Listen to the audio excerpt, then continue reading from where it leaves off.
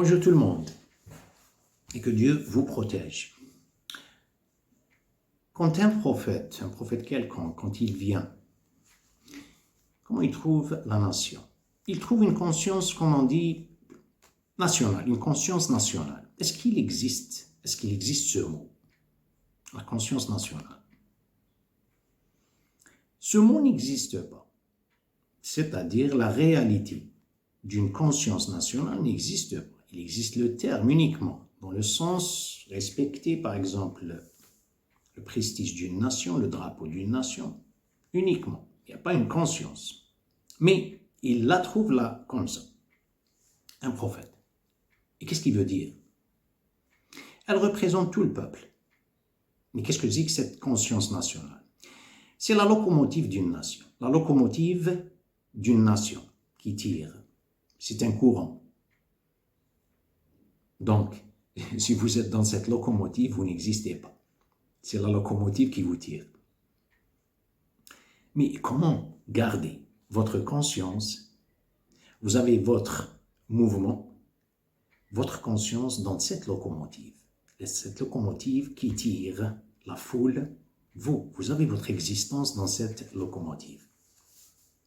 C'est le sujet peut-être. La conscience personnelle, individuelle et la conscience nationale. La conscience nationale, ça n'existe pas. Quand les prophètes viennent, ils trouvent la disparition, l'étouffement de chaque individu dans cette nation. Et ils trouvent la nation.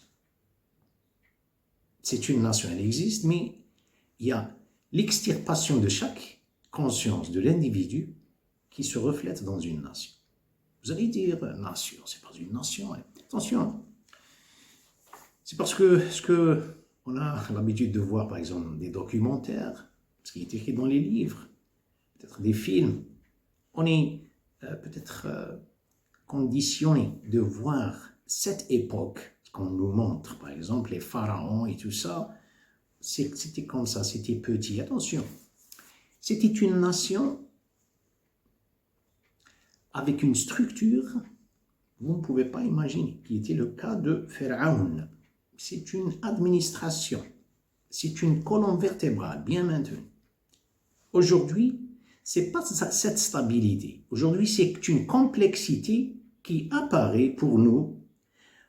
C'est très développé tout ça. C'est une complexité. Lorsque vous voyez l'institutionnalisation qui augmente du jour au lendemain, ça ne veut pas dire, ça ne reflète pas une civilisation. Ça reflète la rigidité des cerveaux le cerveau qui n'a pas pu être flexible, il veut se trouver dans une institution. On crée plus d'institutions. D'ailleurs, les années 80, il y avait la philosophie. Certains philosophes qui ont dit, qu'ils ont introduit, ils ont dit, au lieu d'ajouter plus d'institutions, plus de règlements, le monde, il va exploser. Vous avez, votre rôle, c'est deconstruction. The deconstructionism, c'est déconstruction au lieu de construire plus. C'est-à-dire éliminer. Simplement, ces philosophes, ils parlent d'une déconstruction dans le monde objectif. De dehors, ils ne parlent pas d'une déconstruction. Déconstruction, c'est enlever au niveau de l'individu psychique, du monde psychique. C'est-à-dire partir de son psychisme. Et c'est le rôle de l'individu.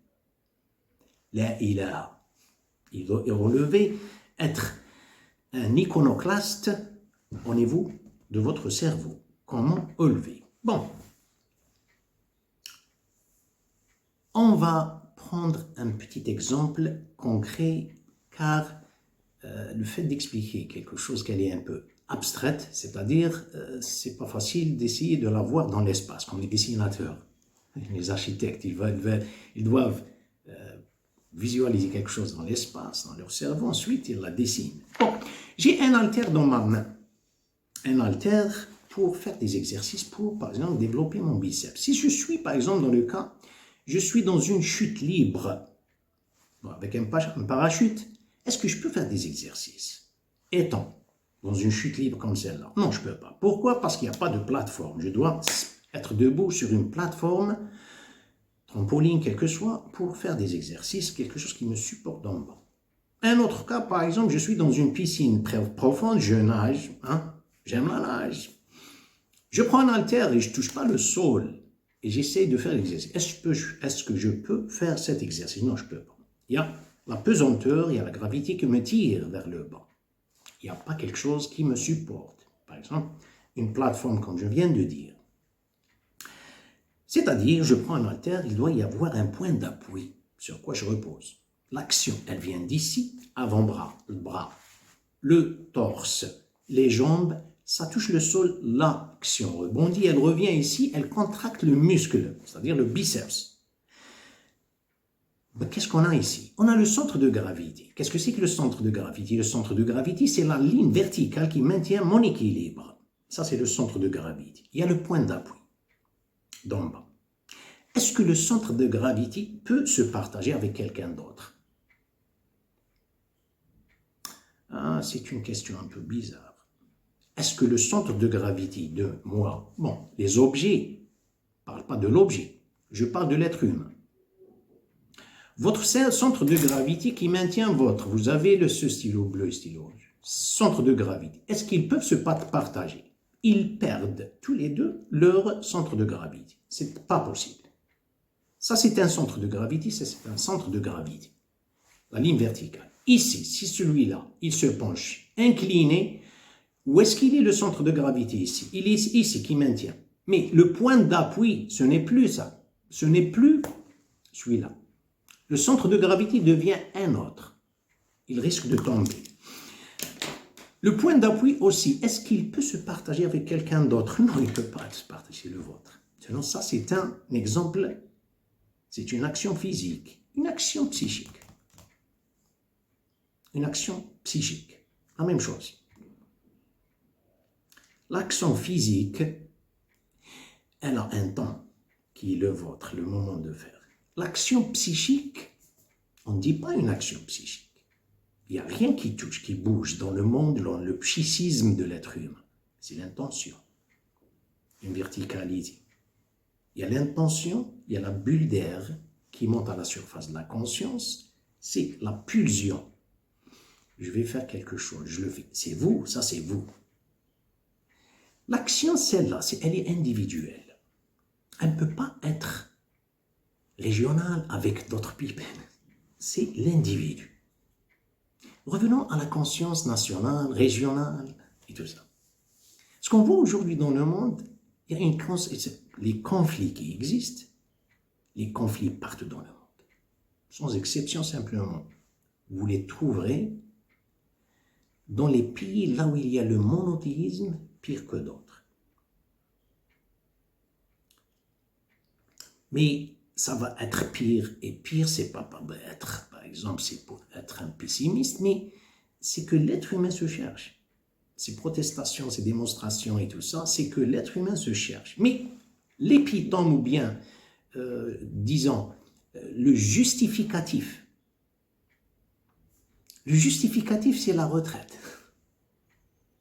Le justificatif, c'est les prix. Mais est-ce que c'est vrai, c'est l'être humain, c'est à cause de ça? Ça, c'est un problème, c'est vrai. Parce qu'il y a l'inflation aujourd'hui au monde entier. Ce qui se passe en France, par exemple.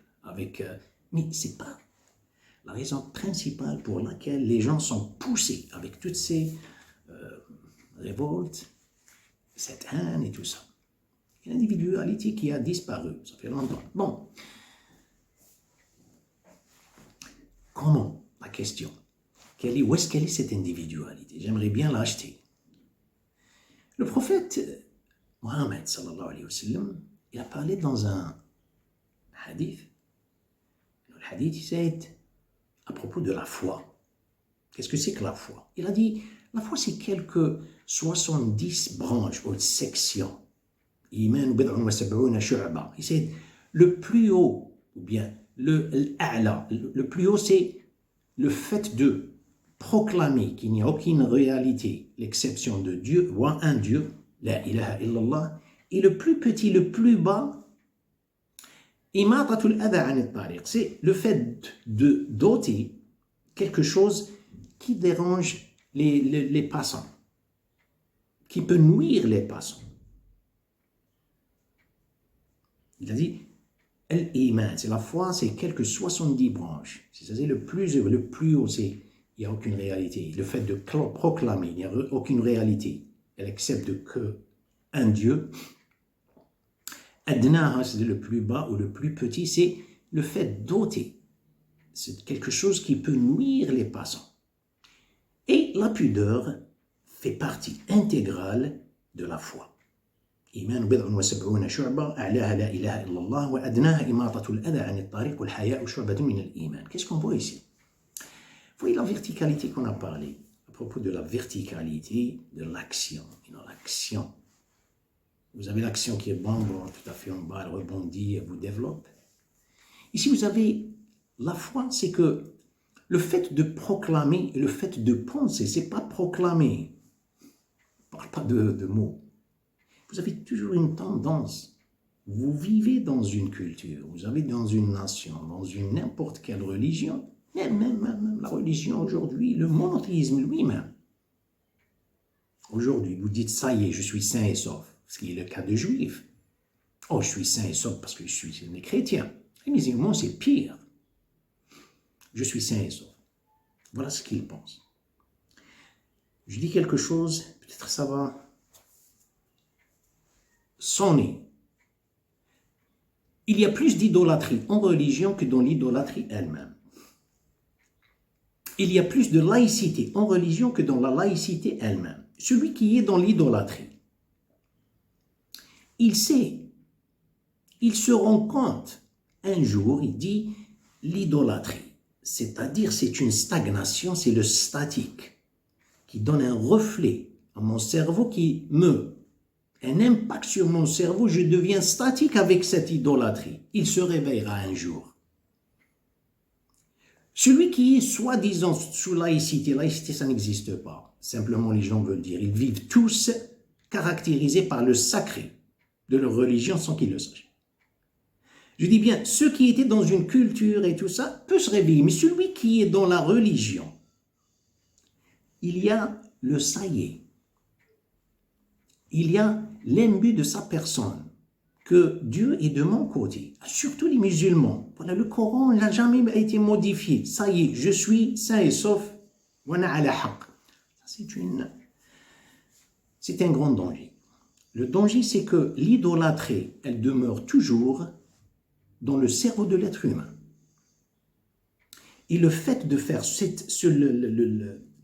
le processus d'iconoclasme, c'est-à-dire d'éliminer l'idolâtrie de la culture, l'idolâtrie du nationalisme, et la plus grande idolâtrie, elle est la pire, c'est le moi, c'est l'ego.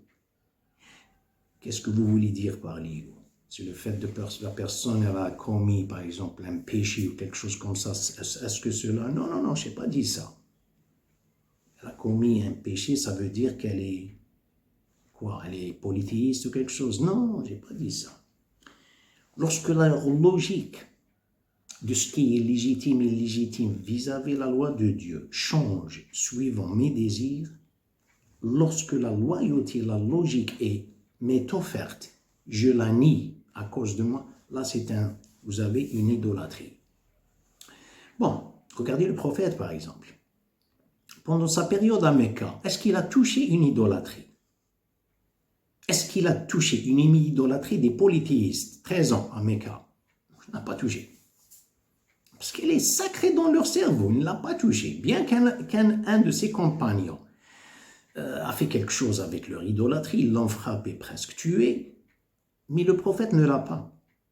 N'a pas fait ce genre de choses. Mais après le retour, il a su, il y a le diagnostic dans la vie. Les gens ne sont plus avec leur jahiliya, barbarisme d'anthéisme. C'est notre culture, c'est notre nationalisme, c'est notre aba'ana wa ajdanina. إذا قيل لهم تعالوا إلى ما أنزل الله قالوا بل نتبع ما وجدنا عليه آباءنا. Et lorsque vous leur dites, pourquoi ne pas suivre la voie de Dieu? Non, on suit nos coutumes, nos traditions et tout ça. Le retour, quand il est revenu à Mecca, c'est-à-dire, qu'est-ce qu'il avait touché? Les idoles à Mecca qui représentent leur caractérisation qui représente l'œuvre sacrée labyrinthique, personne n'a respecté, personne n'a dit car ce n'est plus dans leur cerveau. Revenons au hadith. Hadith la ilaha illallah. C'est un processus individuel. Le prophète, quand il vient, il trouve les gens avec le monde externe. Faire des inspections, comment régler l'institution. Le mot introspection n'a jamais existé. N'existe plus lorsque quelqu'un, même aujourd'hui, avec ce modernisme, le processus d'introspection n'existe pas. Il existe d'une manière, vous êtes le scaphandrier. Avec Max, avec les bouteilles pour rentrer, qu'est-ce que vous allez voir? Vous allez voir uniquement les facultés, les qualités, les facultés, avec quoi vous allez proclamer self-esteem, l'estime du moi. Pour sortir, pour gagner un duel, pour gagner un argument, pour gagner, c'est self-esteem. Voilà. Mais non pas pour faire une analyse, là, est-ce que j'ai les points faibles pour rectifier? Ça n'existe pas. La personne, elle va chez un psychologue. Et qu'est-ce que le psychologue? Même s'il est un être humain, il est au courant, ils sont au courant de ça, bien sûr. Mais vous pensez, ils vont attirer l'attention du patient envers des choses, personne ne revient le voir. L'être humain ne veut pas ça. Son introspection, c'est regarder dedans, c'est-à-dire refaire une analyse interne, introspection. J'ai une grande idolâtrie qui est mon ego. À partir d'une seule pulsion qui saute ou bien elle pousse vers la conscience. C'est pour cette raison que j'ai des problèmes avec les gens. J'ai des problèmes avec le monde entier. Mais si je me suis comporté uniquement avec une pulsion, la situation serait différente. Ça, la ilaha illallah, ensuite il a dit, le plus bas, c'est ôter quelque chose.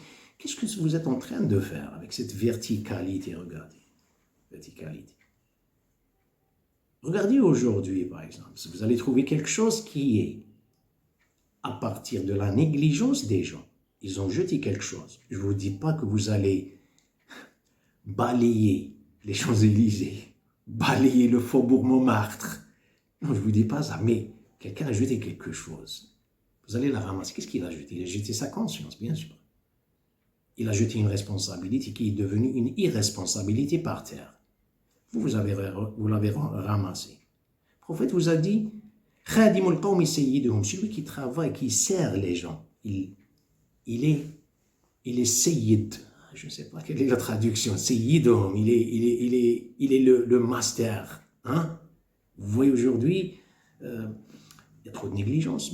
Même si vous avez trouvé une branche qui est tombée, par exemple, d'un arbre, vous avez trouvé, vous l'ôtez. Je ne sais pas si vous avez l'occasion, vous avez travaillé, vous avez vécu, par exemple, dans un pays là où il n'y a pas de l'islam. Vous trouvez quelque chose, un objet au milieu de la route, ou bien essayez de le voir. C'est une expérience que j'ai faite. C'est quelque chose de vrai danger. Je l'ai vu, je regarde, il n'y a personne qui la touche. Personne. Ça doit être l'institution qui vient pour le ramasser. Personne ne le touche. Ici, ça vous donne une idée que ce devoir de conscience à partir de l'individu. Vous ramassez les consciences. Vous êtes conscient. Regardez. Cette conscience individuelle, c'est un exemple. Et il a dit aussi, et la pudeur fait partie de la foi intégrale, de la foi. Regardez où réside l'individualité. Ça, qu'est-ce que c'est que ça? C'est la même action. Il y a le temps, il y a l'espace. C'est le vôtre. Vous êtes dans une locomotive. Aujourd'hui, les gens parlent, ils disent, ils pensent, ils sont libres. Ils pensent, ils ont liberté d'expression. Vous savez ce que le proverbe dit? La plus grande menace à la liberté, lorsque l'esclave pense qu'il est libre. On vit dans une locomotive. régionale, une locomotive nationale, une locomotive culturelle de notre culture. On est là, on s'assoit. Et on pense qu'on est libre. D'ailleurs, même les protestes, même les insultes, et tout ça sont toutes programmées. Ce n'est pas programmé par le gouvernement. La personne, elle est là. Elle n'essaie même pas, par exemple, de prendre un moment de réflexion pour penser, est-ce que c'est pour la raison pour laquelle je dois... 2 mots et on finira. Jésus-Christ, alayhi salam, Satan qui est venu lui dire, oh vous, bon il va le tutoyer, il ne va pas le vous voyez, il dit, vous, c'est nous qui modifions le proverbe, qui modifions le proverbe. Esprit de Dieu, dites, il n'y a aucune réalité excepte Dieu. Dites, Qul la ilaha illallah. Regardez Satan ce qu'il a fait, ce qu'il a demandé. Et vous savez bien, attention, Satan, ne traitez pas avec Satan. Ne restez même pas sur une table.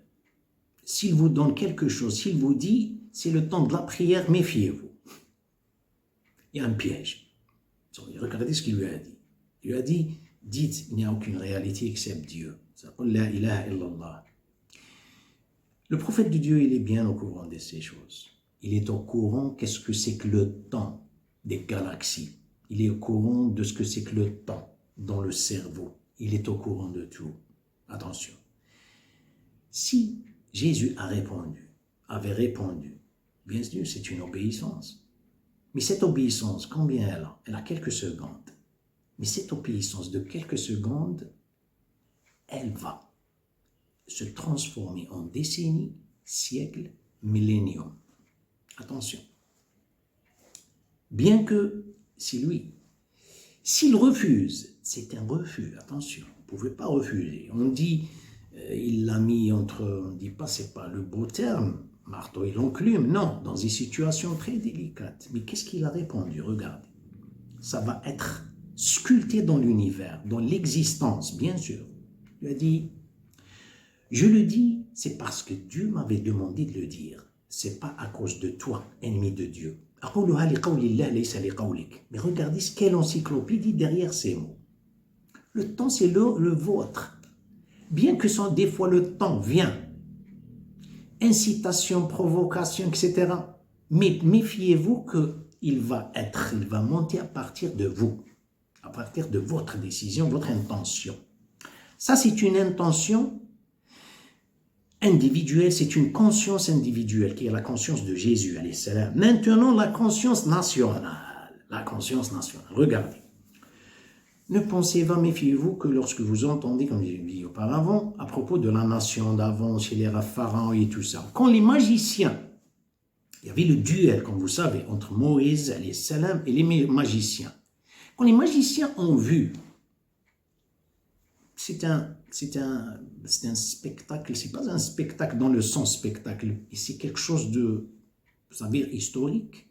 Qu'est-ce qu'ils ont fait? Ils ont prosterné à Dieu. Ils ont vu une réalité.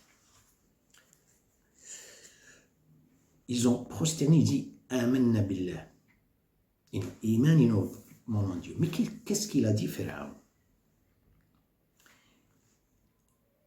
Amantum lahu qabla an adana lakum. Innahu lakabirukum alladhi allamakum as-sihr. Attention, ils n'étaient pas stupides.